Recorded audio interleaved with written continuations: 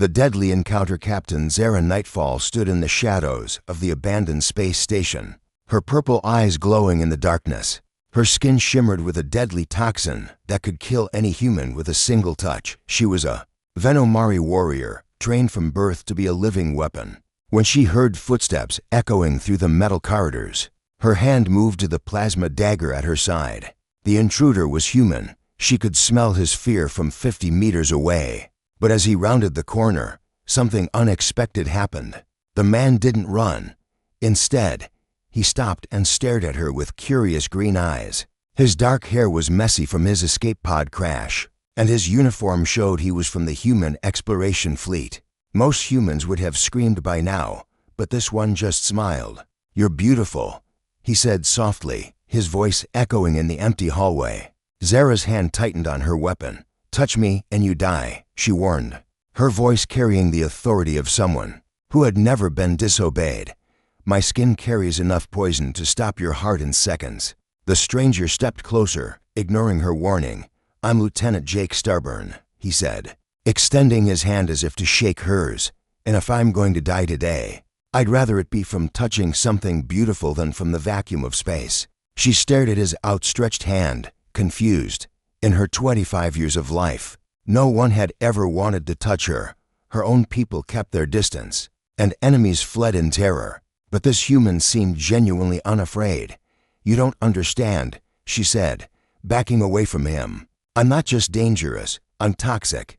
Literally, one touch and your nervous system will shut down." Jake smiled again, a warm expression that made something flutter in her chest. "Then let my touch be worth it," he said simply. The space station shuddered around them as the gravity generators struggled to maintain power. They were both stranded here until rescue came, if it came at all. Zara had been hunting a group of pirates when her ship was damaged. Jake had been exploring the outer rim when his vessel was attacked. "Why aren't you afraid?" she asked, genuinely puzzled. "Because," Jake said, still holding out his hand, "I've spent my whole life looking at the stars and wondering what's out there. Meeting you feels like finding the most beautiful constellation." In the darkest night, Zara felt her resolve weakening. She had spent her entire life alone, trained to be a weapon rather than a person. But something about this human's fearless kindness touched a part of her heart she thought had died long ago. "I could kill you," she whispered. "But you won't," Jake replied with certainty, "because I can see in your eyes that you're tired of being alone." The station's lights flickered as power systems failed one by one, leaving them in the soft glow of emergency lighting that painted everything in shades of blue and silver. The impossible connection hours passed as they worked together to repair the station's communication systems. Jake proved to be surprisingly skilled with alien technology, while Zara's warrior training helped them navigate the damaged corridors safely. They maintained a careful distance, but Zara found herself watching him work. His hands moved with precision and care, and he hummed softly to himself as he concentrated. It was such a human thing to do, and it made her smile despite herself. "Why do you do that?" she asked during one of their rest breaks. "Do what?" Jake looked up from the control panel he was repairing. "Make those sounds, the humming." Jake laughed, a sound that seemed to brighten the dim corridor. "Music helps me think. My grandmother used to say that every problem has a rhythm, and if you can find it, you can solve anything." "Music," Zara repeated the word carefully. "We don't have music on Venomos, only the sounds of training and war." "That's terrible," Jake said with genuine sadness. "Music is what makes life worth living. It's joy and sorrow and hope all mixed together." He began to hum again, a melody that was both sad and beautiful. Zara found herself moving closer, drawn by the unfamiliar sound. She stopped just out of reach, close enough to see the concentration on his face. "Could you teach me?" she asked quietly. Jake's eyes met hers, and she saw surprise and delight there. "I'd love to," he said, "but it might take a while. Music isn't just about sound, it's about feeling." As he explained rhythm and melody, Zara found herself forgetting about the danger she posed. For the first time in her life, someone was treating her like a person instead of a weapon. When she attempted to hum along with him, her voice was hesitant but sweet.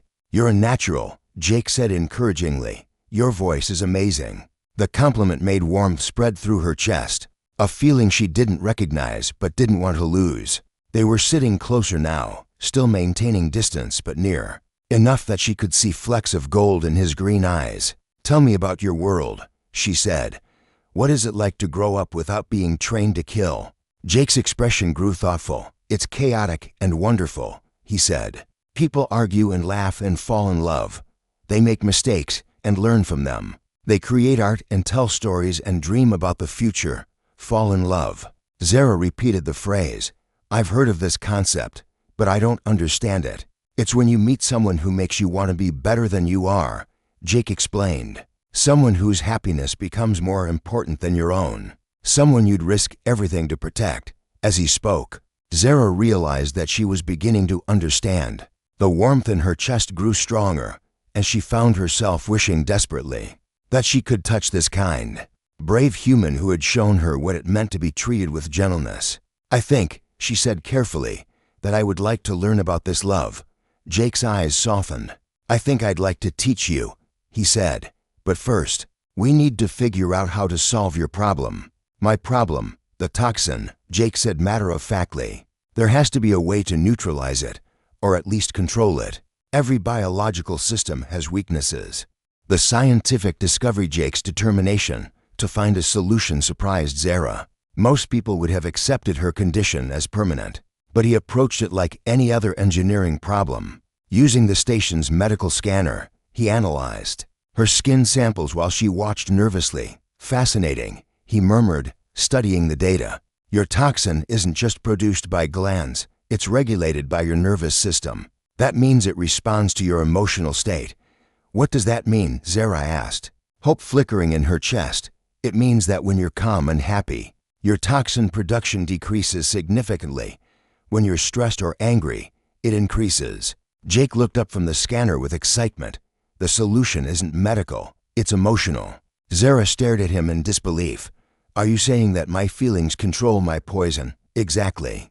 Your people probably never noticed because they kept you in a constant state of combat readiness. But if you could learn to truly relax, to be at peace." Jake trailed off, letting the implication hang in the air. The idea was revolutionary. Zara had been taught that her toxin was a gift from her ancestors, an uncontrollable force that made her a perfect warrior. But what if it was actually a response to trauma and stress? "How do I learn to be calm?" she asked. "I've been trained for war since I was 5 years old." Jake smiled gently. "We start small. Close your eyes and listen to my voice." Zara hesitated, then closed her eyes. Jake began to speak in a soft, soothing tone, telling her about peaceful places on Earth, quiet beaches where waves lapped against the shore, forests where sunlight filtered through green leaves, mountain peaks where the air was clean and cool. As he spoke, Zara felt her muscles beginning to relax for the first time in years. The constant tension she carried in her shoulders started to ease, and her breathing grew deeper and more regular. "Check the scanner," she whispered. Afraid to break the spell, Jake's intake of breath told her everything she needed to know. "Zara, your toxin levels just dropped by 60%.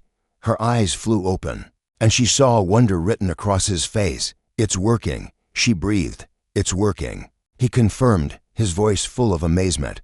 For the next several hours, they experimented with different relaxation techniques. Jake taught her breathing exercises his grandmother had shown him, guided her through gentle stretches, and continued to tell her stories about the peaceful worlds he'd visited. With each passing hour, her toxin levels continued to drop. It wasn't disappearing entirely. Zara suspected it would always be part of her biology, but it was becoming manageable. "There's something else," Jake said as they took a break. "The scanner shows that positive emotions have an even stronger effect than just relaxation. When you laugh or smile, your toxin production almost stops completely." "Positive emotions," Zara repeated thoughtfully. "You mean like the feeling I get when you teach me music?" "Exactly like that." Jake's eyes were bright with possibility. "Zara, I think what you need isn't just peace. It's happiness, real, genuine joy." As if to test his theory, Jake began humming again, this time a cheerful melody that made her want to move. Without thinking, she began to sway slightly to the rhythm. And Jake's humming turned into quiet laughter. "You're dancing," he said with delight.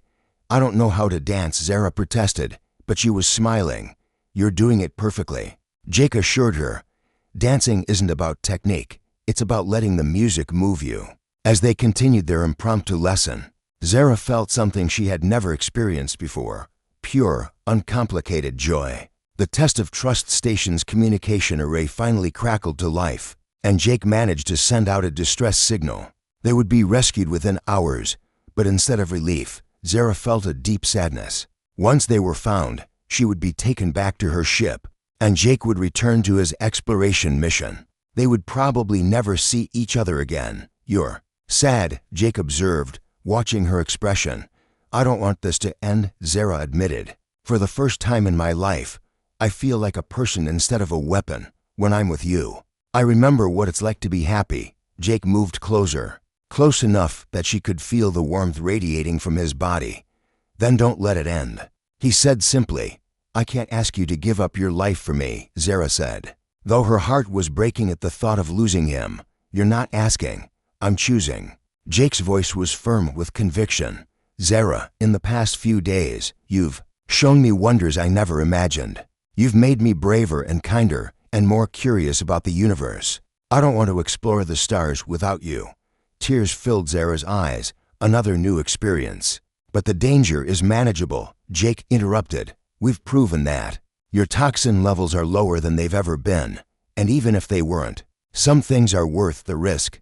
He held out his hand again, just as he had when they first met. But this time, Zara could see on the scanner that her toxin production had dropped to nearly undetectable levels. "Trust me," Jake said softly. "Trust us." Zara looked at his outstretched hand, then at his face. She saw no fear there, only love and determination. She thought about everything he had taught her, music and laughter, and the possibility of happiness. She thought about the way he made her feel like she was worth saving. Slowly, carefully, she reached out her hand toward his dot. Their fingertips touched first, and both of them held their breath when nothing happened except a warm tingle that spread up Zara's arm. She pressed her palm against his dot. The contact was electric in the best possible way. Jake's hand was warm and calloused from his work, and his fingers intertwined with hers as if they had been designed to fit together. For the first time in her life, Zara was touching another being without causing harm. "How does it feel?" Jake asked, his voice wonderstruck. "Like coming home," Zara whispered. They stood there in the dim light of the emergency systems, hands clasped, both marveling at the simple miracle of human contact. Zara had spent her whole life believing she was too dangerous to touch, but Jake had shown her that love could overcome even the deadliest obstacles. The sound of approaching rescue ships echoed through the station's hull, but neither of them moved to separate. Whatever came next, they would face it together. "So what happens now?" Zara asked. Jake smiled, the expression that had first captured her heart. "Now we write our own story," he said. "Together." The new beginning. Rescue ships arrived to find something unprecedented, a human and a Venomari holding hands without any protective equipment. The sight caused quite a stir among both crews, but Jake and Zara faced the questions and concerns together. Dr. Rebecca Martinez, the fleet's chief medical officer, was fascinated by Zara's condition. "This is impossible," she said, studying the toxin readings. "According to our database, Venomari skin contact should be fatal to humans within minutes. Love finds a way," Jake said simply, not letting go of Zara's hand. The statement earned him several skeptical looks, but the medical evidence was undeniable. Zara's toxin levels remained low as long as she stayed calm and happy, and Jake's presence seemed to have a remarkable stabilizing effect on her emotional state.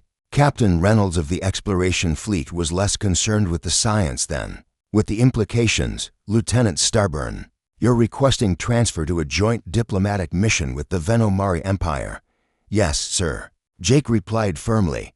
"I believe there's tremendous potential for cooperation between our species. Zara has shown me that the Venomari are more than just warriors. They're complex beings with their own hopes and dreams."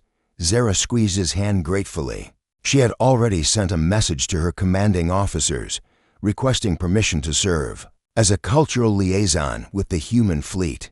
The response had been surprisingly positive, apparently. The Venomari High Command was curious about a warrior who had learned to control her toxin through emotional regulation. "This is highly irregular," Captain Reynolds muttered, but there was interest in his eyes. A Venomari-human partnership could open up new trade routes and scientific exchanges. "It could mean peace," Zara added quietly. "My people have been isolated for so long. We've forgotten that there are other ways to live besides constant preparation for war." 3 months later, Jake and Zara stood on the observation deck of the diplomatic vessel Harmony, watching as Venomos came into view. The planet was beautiful from space, its purple oceans and silver continents gleaming under the light of twin suns. "Are you nervous?" Jake asked, noting the slight tension in Zara's posture, terrified. She admitted, "I'm bringing you to a world where every person could kill you with a touch. What if the others can't learn to control their toxins like I did?" Jake smiled and took her hand, watching with satisfaction as her stress levels immediately began to drop. "Then we'll teach them," he said confidently. "We'll show them that there's another way to live." Their mission was ambitious: to establish the first permanent human embassy on Venomos and begin cultural exchange programs. Jake would teach music and art, while Zara would help other Venomari learn emotional regulation techniques. But more than that, they were proof that love could bridge any gap, overcome any obstacle. As they prepared to land on the warrior planet, both of them felt a deep sense of purpose. "I love you," Zara said, still marveling at how natural the words felt. "I love you too," Jake replied, bringing her hand to his lips for a gentle kiss. That would have been impossible just months earlier. The shuttle bay doors opened, revealing the alien landscape of Venomos. Purple grass waved in the breeze, and crystalline trees chimed softly in harmonious tones. A delegation of Venomari warriors waited to greet them, their expressions curious rather than hostile. "Ready?" Jake asked. "With you, I'm ready for anything." Zara replied. Hand in hand, they stepped onto the surface of Venomos, beginning a new chapter not just in their own lives, but in the relationship between their two species. Love had indeed found a way, and it was just the beginning of their extraordinary story. The young Venomari, who had been trained only for war, had discovered something more powerful than any weapon: the healing power of connection, trust, and unconditional love. And the human explorer, who had always dreamed of touching the stars, had found that the greatest adventure was learning to touch the heart of someone who had never been touched at all.